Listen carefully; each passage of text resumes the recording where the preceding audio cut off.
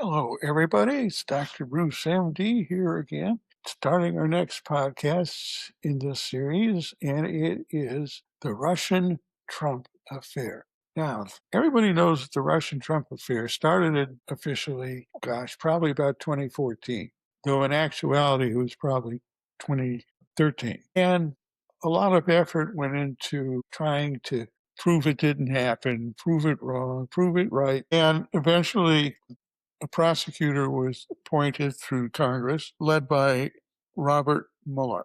Okay, he had 12 other people on his committee, and over the next 2 years, they started developing and publishing their reports. Reports were outstanding.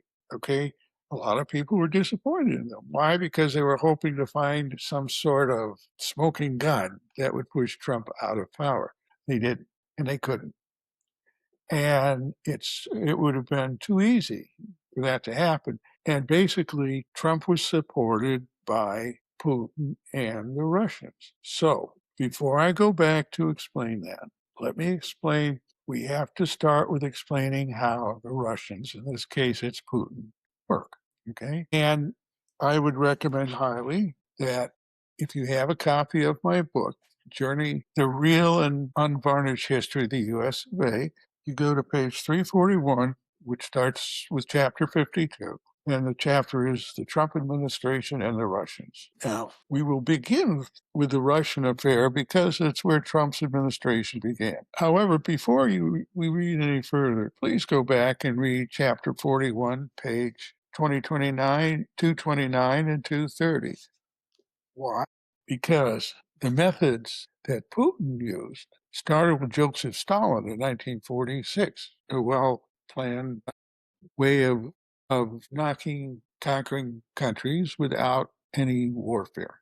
This Stalin started when he realized finally that when D-Day was done, they would win the war. And so he started concentrating, believe it or not, on how to do this painlessly, at least for him. And that's when it began. Now, to accomplish it, he created the KGB, the famous KGB we all had to deal with since that time. Now, the KGB also followed the following plan. They developed a very fine plan on how to do this based on his success. And what he would do is first, he'd send agents, which were the KGB, into the desired country that he wanted to co-opt into communism. Okay? They first would find a man who had very little character and would do anything they said if he could be prime minister, president, or whatever they wanted to call themselves. Once they found that man, okay, they then, when the war was over, they conducted a supposed free election. Okay, once that man was elected, they would go and using the KGB, they would find people who would do whatever they were told to take over critical positions in the government. By critical positions, I mean a vice president, a control of the army, control of the air force, control of the economy. And once they chose those people to set up the supposedly new democracy, the president would come out and announce he decided that the best way for them to recover after the war is join the Communist Party in Russia and become part of the Soviet Union. Okay, that worked. That worked for 21 countries, let me tell you, including Poland. And as a result, they developed a very effective way of co-opting countries and making up the Soviet Union. Now, Stalin never was a man to want to stop there. As a typical narcissistic, sociopathic personality disorder, he wanted to capture all of Europe. And in his delusional world that he lived in, and yes, it's delusional, he saw himself putting communism in all the countries of the world. He was going to be the top dog. Got that? Typical for a narcissistic, sociopathic personality disorder. However, he had also agreed with Franklin Roosevelt to draw the line at Poland in the West and through East Germany and Berlin. Got that? And it worked, except for while Stalin got greedy. Once he refused to open, in 1945, he refused to open the road into Berlin. In fact, he refused until U.S. tanks started moving into position to attack to open that road. Then he relented. Okay. He then he thought after everything's calmed down, early 1948, he closed the roads again. All of them, railroads, highways, but not the airlines. Any airline could fly into Berlin without any problem. This put Truman, at that time it was Harry Truman, put him on the spot. Okay. Truman thought it through because Stalin was being belligerent. And the idea was I don't know what he thought, that Truman would back off and would capitulate. He was wrong. Now, Truman was good. He had really great military advisors. The top dog, of course, was George Marshall. After going through all the possible approaches, he chose the one approach that wouldn't cost any lives, and it didn't. He chose to airlift everything Berlin needed on leftover DC-3s from World War II. They call them C-47s, by the way, the Air Force did, in case you're wondering.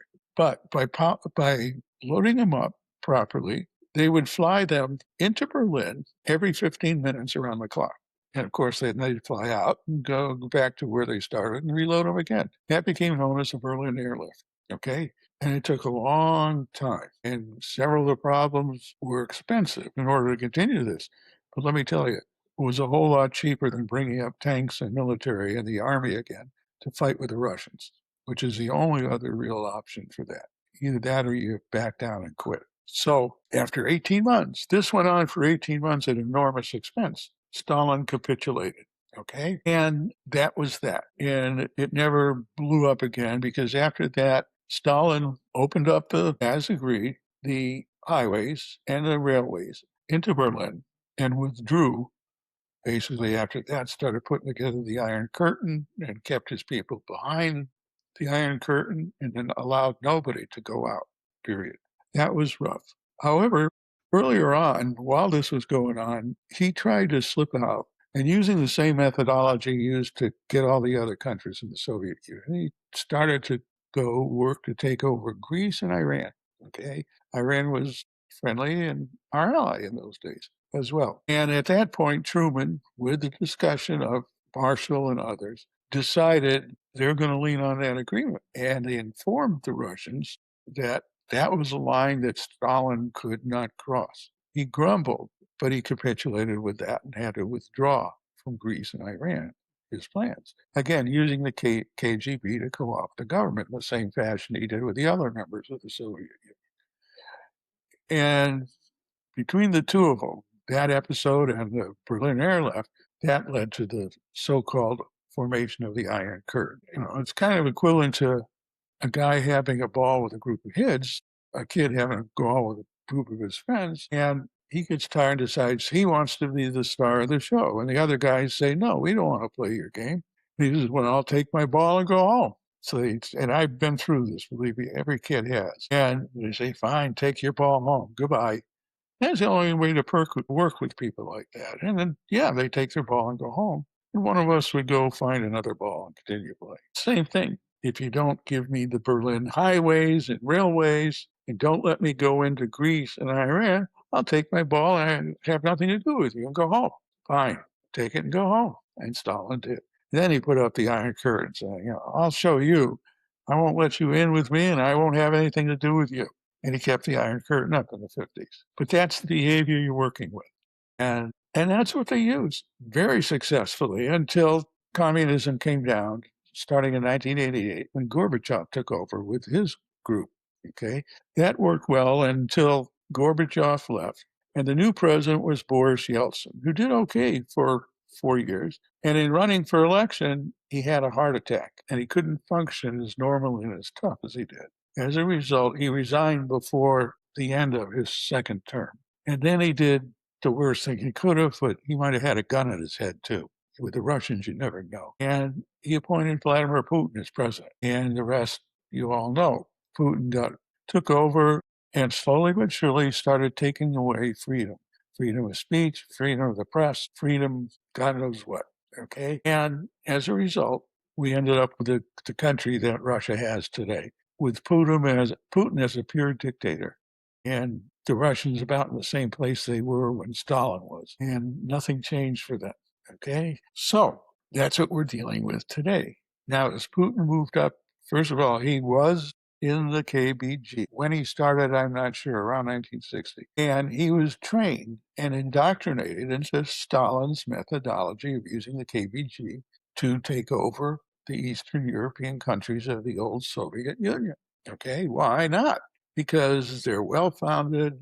They were used successfully, sort of, for 40 years. So he figured, I'll borrow those, I'll use those same tactics and slowly erode the Russian government, the freedom of speech, freedom of the press, that had been built slowly by Gorbachev and Yeltsin. And he did. Gradually, he got worse and worse. Eventually, the one person that had any strength politically, and I'm afraid I don't remember his name, but I remember the case, he was poisoned. He got out, survived the poisoning, and he was in the West by then.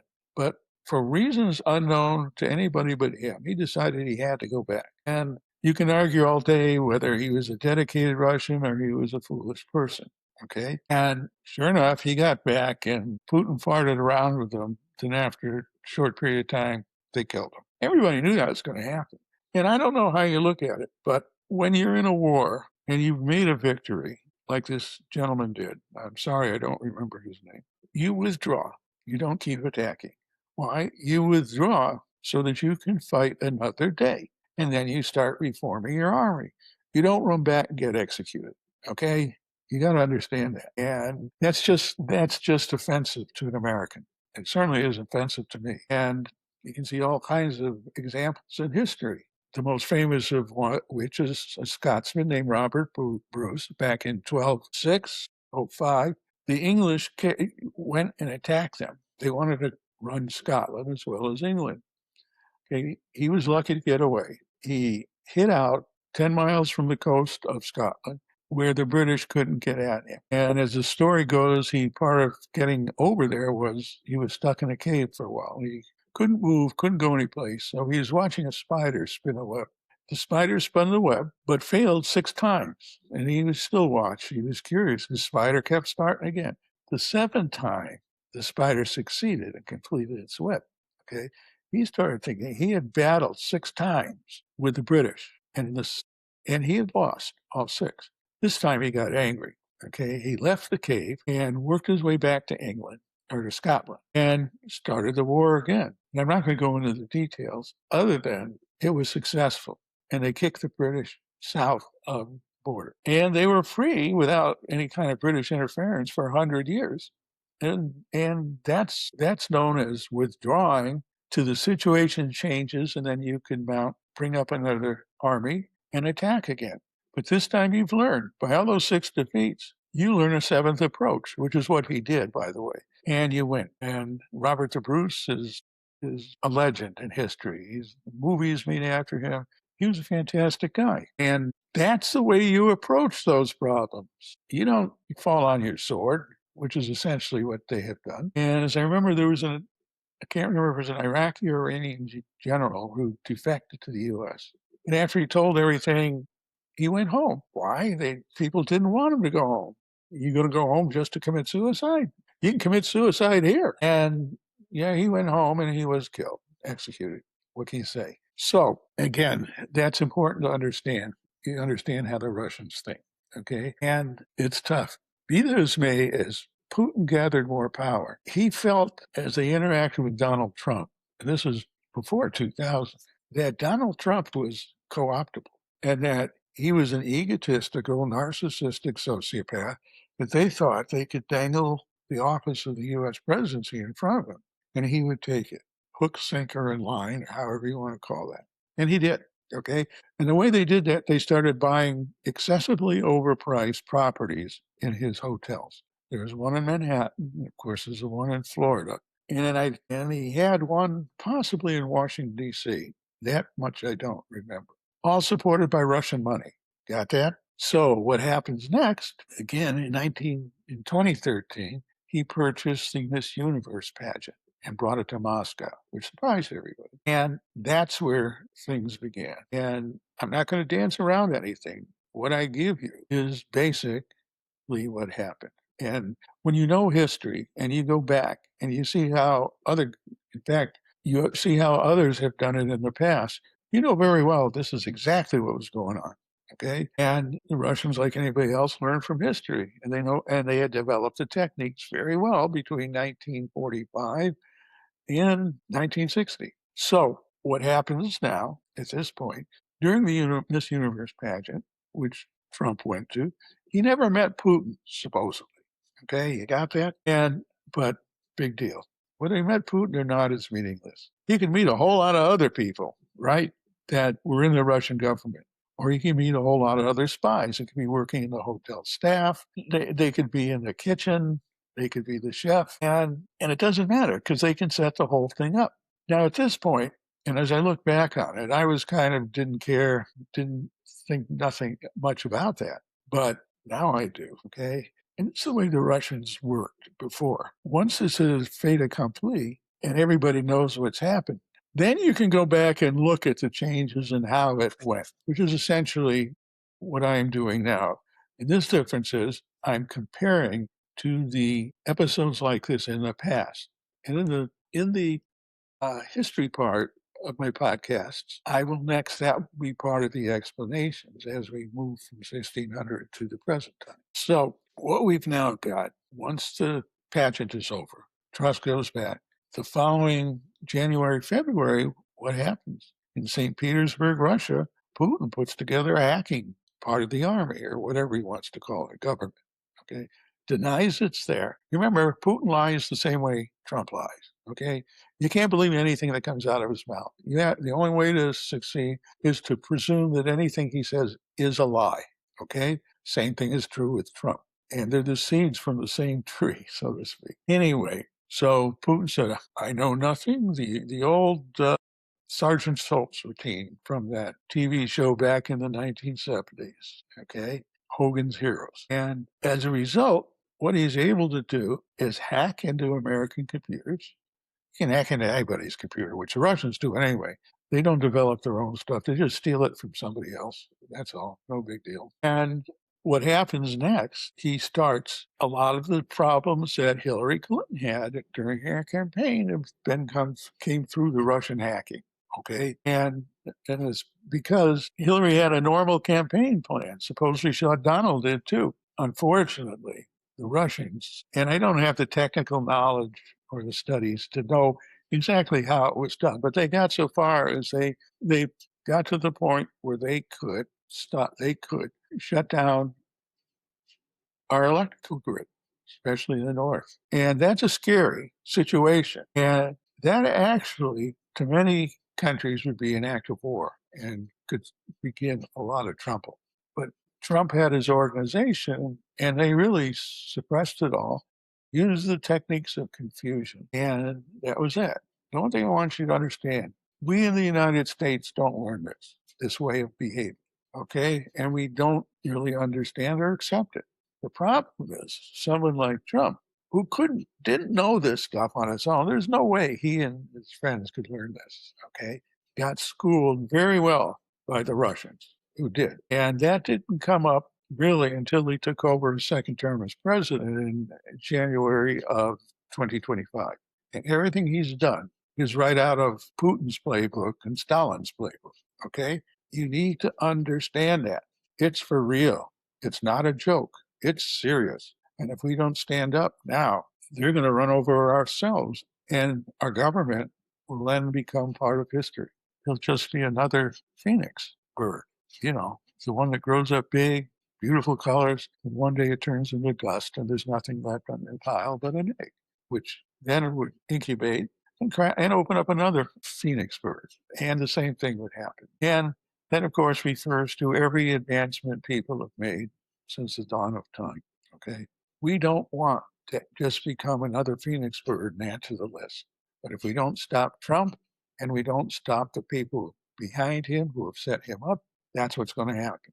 And I'm not saying it may happen. I said it will happen with 100% certainty. And you can use history to show that. And I will take a brief few minutes. I'll give you one example, two examples. The first one goes back 1700 years and to a guy named Constantine who took over the Roman Empire. His father was pretty smart because he realized the Roman Empire would not succeed unless he made it smaller. So what he did was divide it in 4 sections, and he kept the Roman part, the city of Rome, in his section, okay? When he died, and Constantine then became of age, I think it was in 2012, 312 AD, my apology, Constantine took over.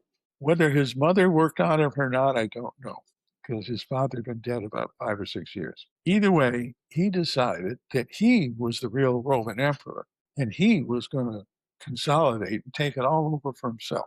Got that? So what he did, he convinced his father's best friend, who had supported this, who also owned one of the 4 little countries, little Roman empires, that it would be better if there were only 2. Got that? So each one attacked one of the other small emperors that were weaker than the 2 of them. When it was all done and Constantine set up the dual Roman Empire, he then turned on his father's best friend and his strongest ally and attacked him unceremoniously. And it was a rugged, rugged war, and it looked like he was losing. Then he got to the famous battle on, I can't remember everything. I can look it up, but I can't remember. And the bridge, I can't remember the name of the bridge. It was a kind of a cloudy day and a rainy day, and they weren't doing well. And all of a sudden, and this is the official history, it's all bogus, okay? And the sky kind of started opening up, and rays of sunlight came through and focused on the river. And what came through supposedly and focused in the river was a cross, like the Catholic cross today and the Christian cross. And supposedly, as the story goes, Constantine saw this as a sign that they should be Christian. And if they were all Christian, they would win the war. And so he got everybody converted to Christianity. And of course, nobody's going to argue with the emperor when he says, you're all Christians. They say, okay. So, and attacked and slowly won the war and killed his father's best friend. And at that point, Constantine is well remembered. Now, what really happened, Constantine knew damn well that his army was going to lose if he didn't have some emotional factor to fire them up. And his mother had converted to Christianity some 20 years before. And she knew who to talk to in Rome and the Vatican, which was established by them. And they made an agreement, okay? Constantine said, I will convert all Rome to the Catholic form of Christianity, okay? And that will be the only Christianity allowed in the Roman Empire, period. And if people don't like it, they'll be killed, they'll be imprisoned, and have all their private holdings taken from them.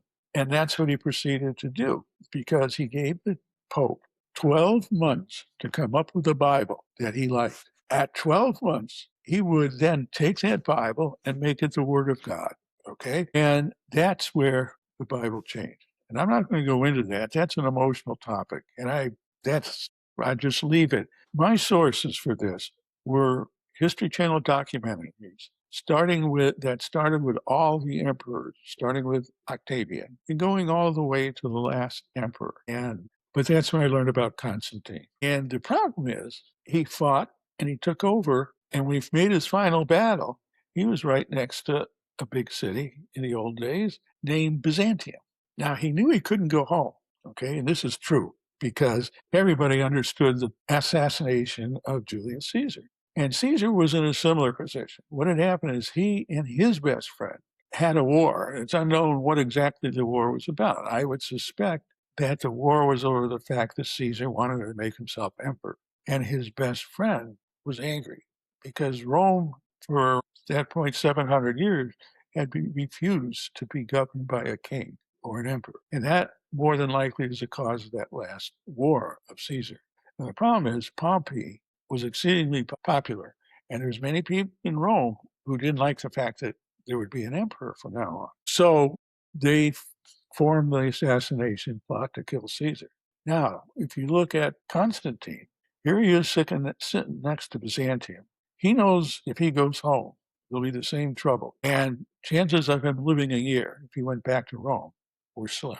And he felt he would end up just like Julius Caesar. So he made a deal with the city fathers of Byzantium. You accept me as your ruler, as the ruler of the Roman Empire, okay, and I will build Byzantium to look exactly like Rome, including the Forum, the Colosseum, and other materials.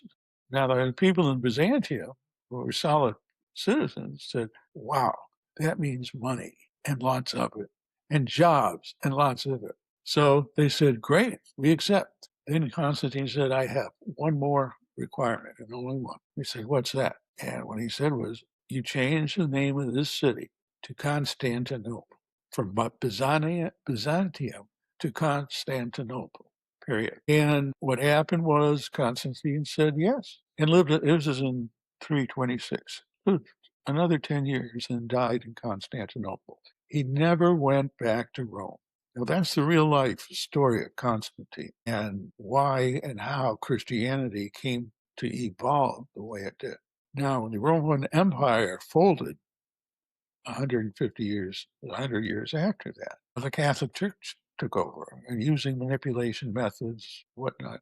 They eventually controlled all of Western Europe and did that for about 1,000 years. And I'm going to stop with this, okay? So now the second issue came a little bit later in the past.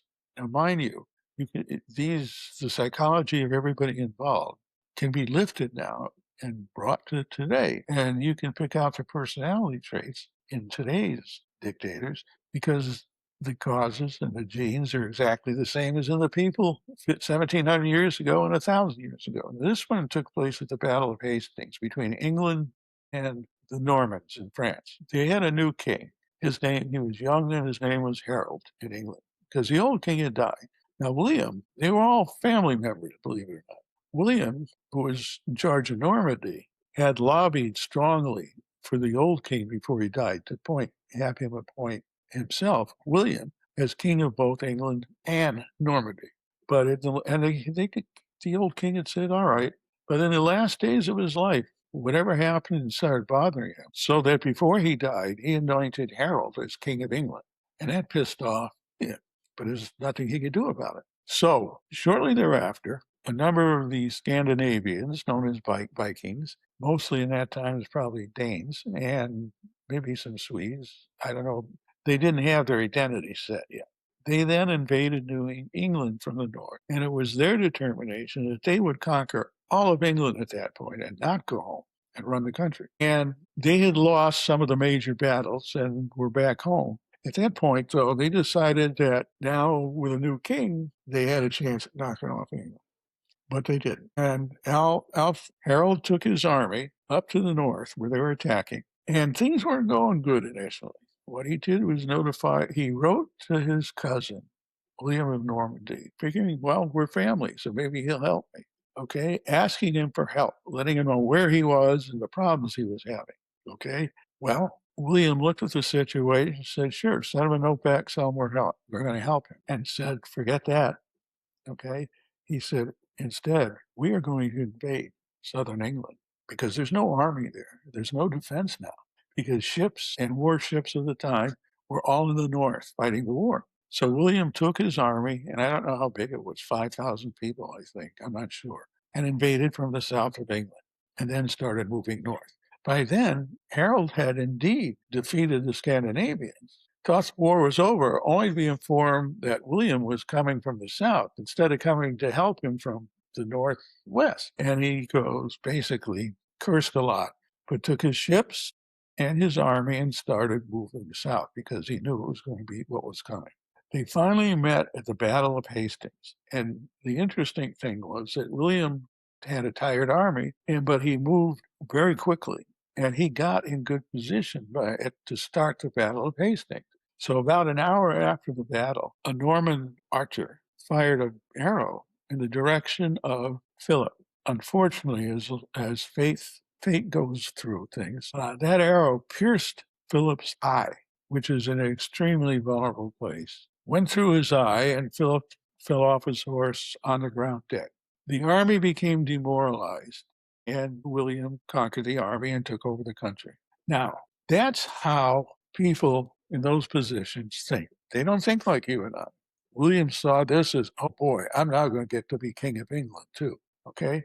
Just the same way Constantine said, boy, I'm going to become emperor of the whole empire. They don't give a damn what it did to their people. God knows how many thousands of his own people were killed, as well as the other guys' people. Same was true with William and the rest. So I bring this up just so you understand how these people think and how they can affect us. And because we know that people don't change, we see the exact same personalities disorders today as they were then, even though it's as much as 1700 years ago. So what you get is when you look at these types of personalities, you can now add them to Cromwell, Hitler, Robespierre, Burr, Conway, Stalin, Mao Zedong, and Hideki Tojo. They're all the same personality. And knowing what you know from the most recent DNA research, you can use their personalities to look at how they're going to go down now. Okay. And when you see the personality of Trump, having learned and been taught with him and his others behind him, all the traits from Putin that Stalin had ingrained in them. Now you know what's going on. Okay, it's important to understand that. And if we don't stop it and stop it soon, we end up as a Russian satellite. And Putin will be the boss, and Trump will always be second fiddle. Got that? That's the real Russian affair with Trump. That's reality. And you've got to accept it because that's history. The rulers, I've given you two examples from the far past, but rulers, kings, rulers, emperors, or whatever they want to call themselves, have always worked the same way. Okay, they're all trying to overthrow whoever's in charge. If you look at English history between 1200 and now, the royalty and all the clans, the people in charge, were always scheming to knock one off, to take power. And England developed a whole lot of these tactics before Stalin came through. And he didn't have to look hard when Stalin came through. All he had to do was just study some English history and get some historians in Russia to help him work it out. Okay. That's the way Russia learned. And they also read about, they knew about Constantine, they knew about William the Conqueror, and it made their life a lot easier because by now, after everybody was tired of war, at the end of World War II, they figured they could just walk in and take anything they wanted because no one would have the energy to put up with them, except for the United States and England. We always have to remember that England has been our partner in these wars. And since, the fact of the matter is, I don't think we could get through all this without England. Okay? England had the most sophisticated intelligence agency at the beginning of World War II. We learned a lot with our intelligence agents working with them. That was a lot of the groundwork for what's today's CIA. And so anyway, that's the real Russian involvement. And that's what we're dealing with today. And that's why we are in trouble. For the simple reason as when the dictators start losing, they get depressed and they can't handle it. In fact, they're not even aware they're getting depressed. They get bummed out. I don't know what kind of word to use. So they realize, wow, the enemy's still outside. So I got to continue conquering. And when they do, they start to feel better. They like the war. They're addicted to it. Okay. And you can see it in all of them. You start with Hitler, you go to Tojo, you go to Mao, and you go to Stalin. Okay, you go back further. You go to Stanton in the U.S. You go to Burr in the U.S. Now, that one was an abject failure. And then you go to Conway during the Revolution. And then when you go back further, you find Oliver Cromwell. Okay, that's important. It's important to understand it because we can use the types of personalities they were and superimpose them over today's personalities.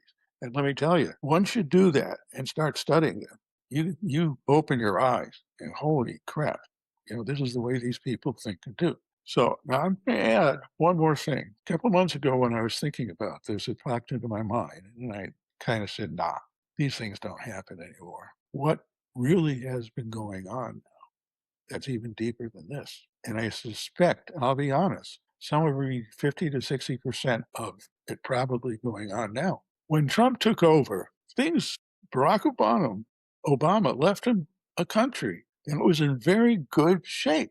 We'd recovered from the Depression of 2008. We were growing. The morale of the country was good. The morale of our allies was good. Got that? So what did Trump do? In fact, the last Obama had done two treaties, global warming and a treaty to stop Iran and their nuclear weapons. And after a year, the Iranians seem to be going along with that treaty. So what does Trump do when he gets in power?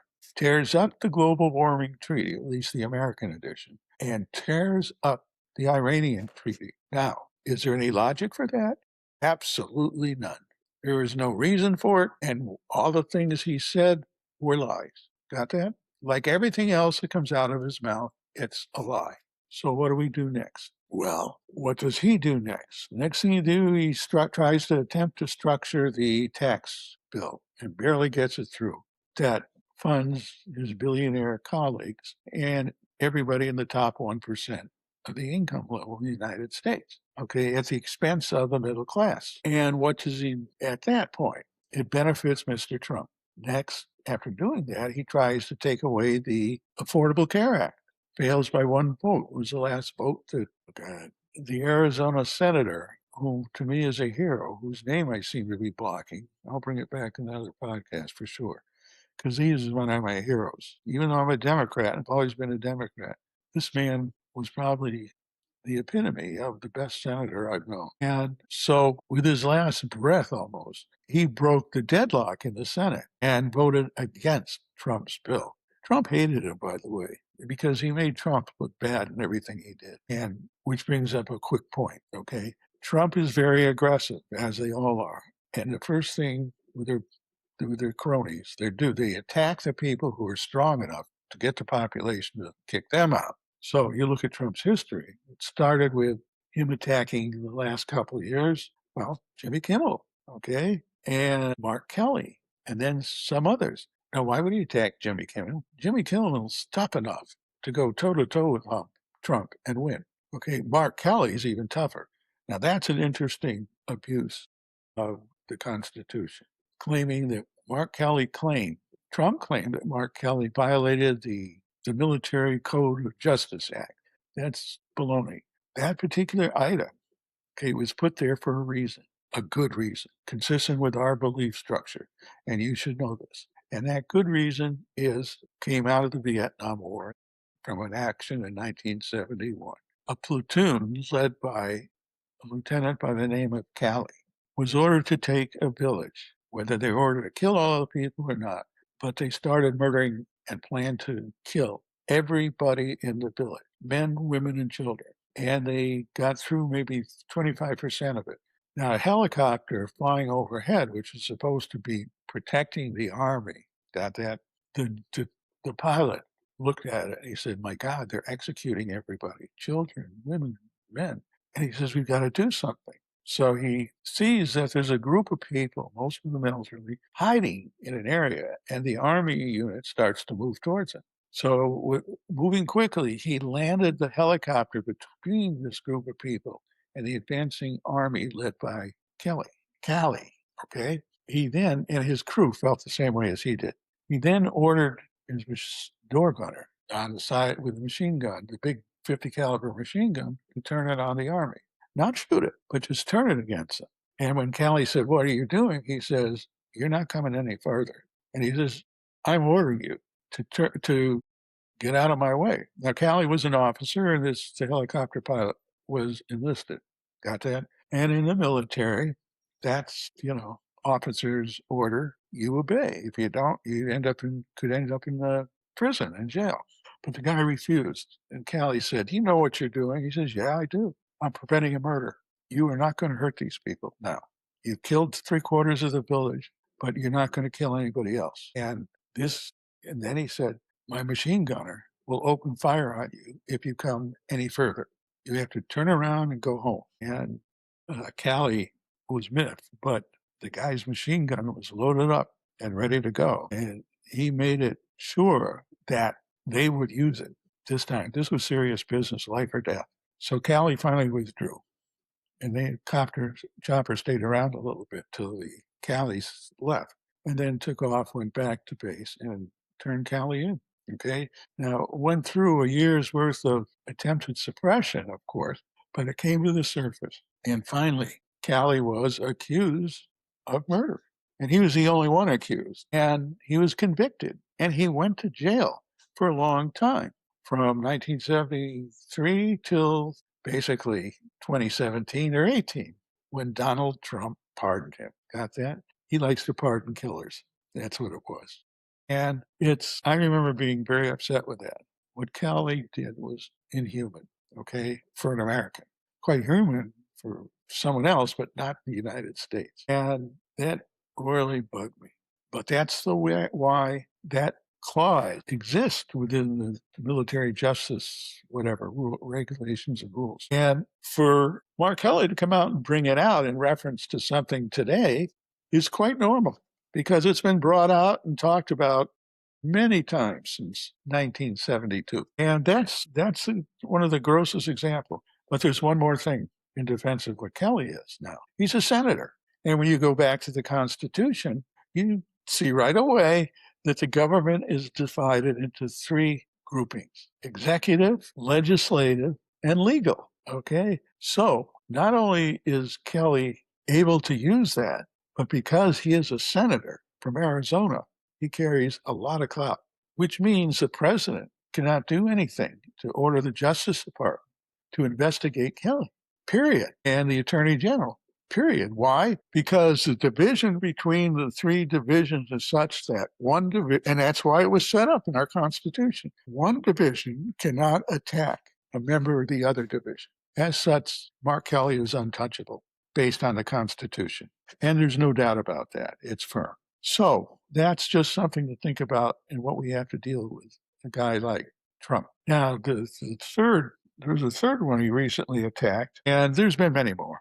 The things he's done to people is totally unconstitutional. And I will remind you more about this, that what he's done on a routine basis has violated the Constitution in an enormous amount of ways. Problem is, in his mind, he thinks he's God. I'm equal to anything. I can't be charged with anything because I'm president of the United States. If I want to kill somebody, they can't come after me. If I want to do something other than that, nobody can come after me. So I can just do it and get away with it. And he's put that into practice since 2025. Everything he's done since he took over in 2025 has violated the Constitution in a major way. This by someone who swore to protect the Constitution from enemies, both foreign and domestic. There's no ands, if, and buts there. And from what he's done, and from his connection with Russia, there is nobody who is more guilty of treason than Donald Trump. You got that? It's truth. It's reality. And the sooner we get after him for all of that, the better it's going to be for all of us. Okay? As I said, if he gets his way, which in his mind, he's going to be a dictator equal to Vladimir Putin. You got that? Only problem is they don't work together. And dictators, when they split up territory, they don't work together at all. They don't like each other. Why? Each one thinks they're God. As a result, there are things that the one does that the other won't like, and vice versa. So in the end, they start fighting because one of them is going to be God and the other is going to be a loser and probably dead. That's the way they think. And they each think they're the better one and have the better forces to make that happen. That's it's one of the main dangers that are happening. And the other dangers, and you can see it from Hitler, how he deteriorated, and you can see it from Tojo, and you can see it from Stalin. Stalin at least controlled things, and he just went home and stayed home and cried in his beer. So, and Mao Zedong, he just did the same thing and created the Red Guard movement and made his dictatorship much worse. So that's the difference of and that's what's going to come to us because Trump has now deteriorated into the delusional world and doesn't come out. He has discovered that wars make him feel better because inside he's depressed, frightened, and paranoid. But he may not even realize that. As a result, if things were to calm down and he's still unobstructed and in power, he will start thinking of reasons to start a war with somebody else. Okay, he found he's going to go after Venezuela. He's going to go after who knows what else. He's going after Iran. Okay, and in spite of us having an agreement with the major powers of the world in 2015 to control Iran, which Iran accepted, he destroyed. If it weren't for his destruction of that agreement, we'd still have control over the situation. We wouldn't have had to send missiles into Iran or killed anybody.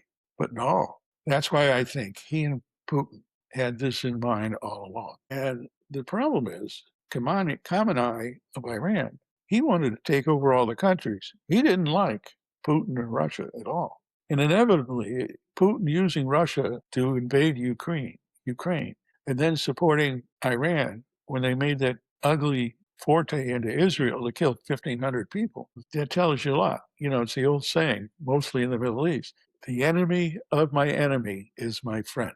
Got that? It's important to understand because once the problem passed, the friend who was your enemy goes back to being your enemy. And that's that. And there's perfect knowledge of that in history.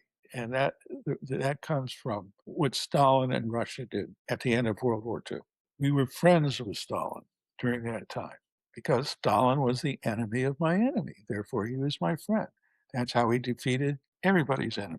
Okay? As soon as the war ended, Stalin became the enemy again. And it only took 3 days officially when communism fell. The History Channel interviewed a number of World War II survivors who had been in the Russian army just to see what they felt at the time because they were cut off from the world. And a number of them were quite honest and open about it. They all said they were good. They didn't think of America as an enemy. In fact, they were quite happy with the end of the war.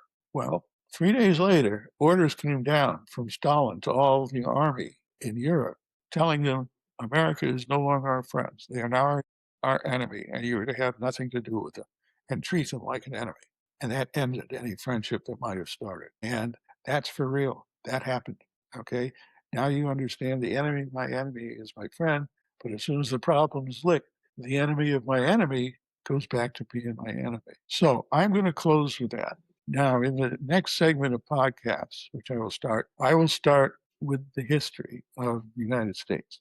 The title of my book was The Real and Unvarnished History of the US of A.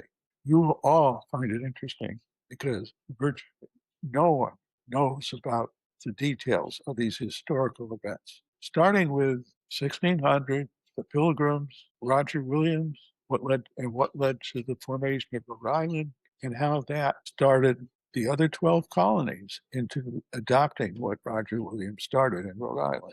That is an interesting story, and you'll learn about all of those.